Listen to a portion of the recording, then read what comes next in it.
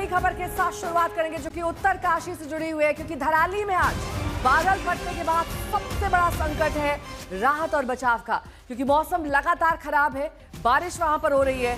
घटना स्थल पर मलबा ही मलबा दिखाई दे रहा है। खतरा यह भी है कि अभी कहीं और ज्यादा तबाही ना आ जाए, क्योंकि इलाके में लगातार बारिश है।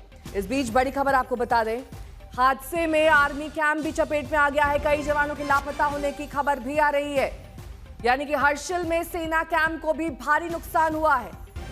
कई जवानों के लापता होने की आशंका है। पूरे उत्तराखंड के लिए अगले 2 घंटे बहुत अहम है।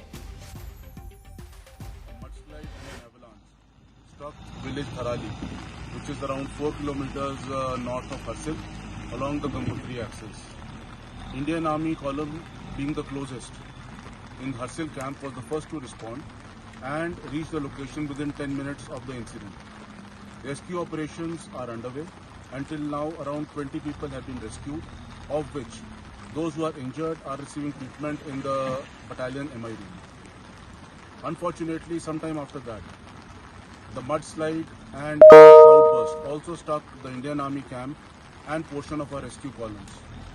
Despite the same, the Indian Army is resolute in its endeavor to carry out rescue operations and assist the local populace.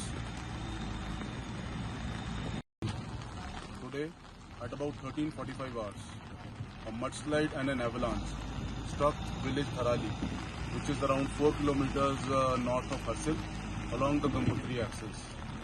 Indian Army column, being the closest.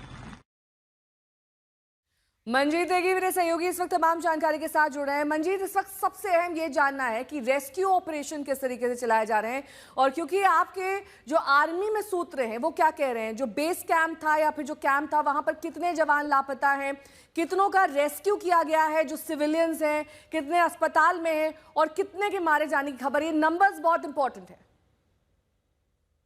Neha, इस वक्त हम उत्तरकाशी के रास्ते में हैं और जो ताजा जानकारी इस वक्त है, क्योंकि सबसे पहले जो हर्सिल में यानी कि जहां जो घटना धराली में है उसकी बाईं तरफ एक कैंप मौजूद था, दाहिनी तरफ थराली का गांव और जो कस्बा था जहां पर होटल रिजॉर्ट बने थे वो चपेट में आया। उसकी बाईं तरफ यहाँ पर जो सेना का कैंप था वो चपेट में आया। वहां पर एक कैफे उनका था, उनकी मेस बनी हुई थी। तो ये माना जा रहा है कि कुछ जवान वहां पर जो उस वक्त मौजूद थे वो इसके सीधी चपेट में आए हैं। इसके अलावा एक हेलीपैड जो नदी के किनारे बना हुआ था वो पूरी तरह से वॉश आउट हो गया है।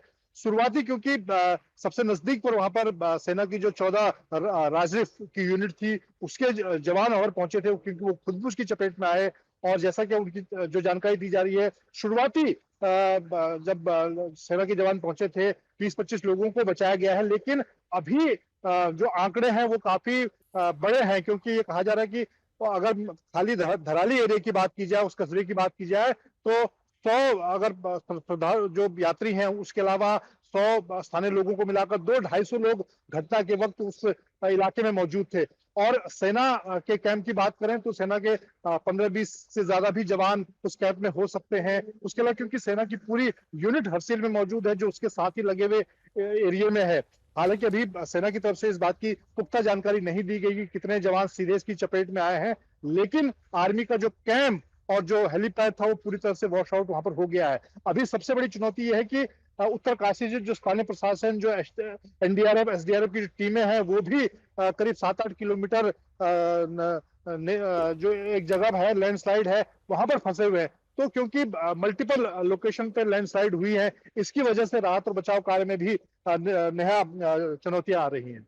ठीक है, मैं लौटूंगी आपके पास। न्यूज रूम से मेरे सहयोगी अंकित इस वक्त तमाम जानकारी के साथ जुड़ गए। अंकित, अगर आप मैप के जरिए, ग्राफिक्स के जरिए समझा सकें कि ये विनाश लीला दरअसल कैसे आई, कहां से आपदा शुरू हुई, और प्रमुख तौर पर इस वक्त हम क्या माने कौन कौन से इलाके प्रभावित हैं हर्षिल के अलावा, क्योंकि जो मड का जो मलबा होगा वो आगे तक बह गया होगा।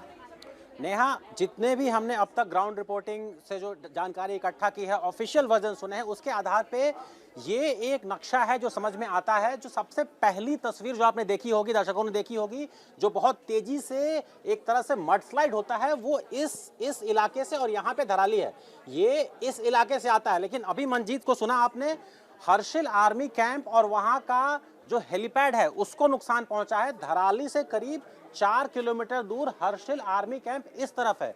ये धराली गांव जहां सबसे ज्यादा तबाही हुई है, और ये उससे 4 किलोमीटर दूर हर्षिल आर्मी कैंप जहां पे एक हेलीपैड इस तरफ है और एक हेलीपैड हमने यहां भी देखा है। एक जो दूसरी तस्वीर आप देख रहे होंगे भी आज तक पे, वो दरअसल इस सुक्की टॉप की तरफ से लिया गया है। माना यह जा रहा है कि एक मडस्लाइड या लैंडस्लाइड इस इलाके में कहीं हुआ, उसकी एक धारा यहाँ धराली के तरफ से करीब 4000 फीट ऊंचे पहाड़ी है उससे नीचे की तरफ आती है, और दूसरी जो उसकी धारा है वो हर्षिल हेलीपैड की तरफ से इस तरफ गई। तो 4 किलोमीटर यहाँ पे दूरी है धराली से। इसकी वजह से सेना पहुंच तो जल्दी गई, सेना के जवान जल्दी पहुंच गए, लेकिन इस हर्षिल आर्मी कैंप जो कि 4 किलोमीटर दूर है, ये भगीरथी नदी है, ये धराली गांव है। इसे अगर हम थोड़ा सा और जूम इन करें, देखिए ये है जूम इन वर्जन। जो ये लाल निशान दिख रहे हैं, ये धराली गांव के एक तरह से डिस्ट्रक्शन का मैपिंग है। जो आपको लाल निशान दिख रहे हैं, वहां सबसे ज्यादा, हमारे हिसाब से सबसे ज्यादा नुकसान हुआ है। दाईं तरफ सबसे ज्यादा नुकसान, बाईं तरफ ये जो पीले आपको दिख रहे हैं मकान, इनको थोड़ा कम हुआ है। अगर इसे हम थोड़ा और समझने की कोशिश करें तो ये है धराली गांव। धराली गांव पे जब ये मडस्लाइड आता है, करीब 12,600 समुद्र तल से ऊंचा, खुद ये इलाका करीब 8,000 फीट ऊंचा है, यानी मान के चलिए 3,000-4,000 फीट ऊंचे से। और विजुअल्स के आधार पे अगर जो हमने उसकी स्पीड नापी है, करीब अहम जानकारी आप ये दे रहे हैं।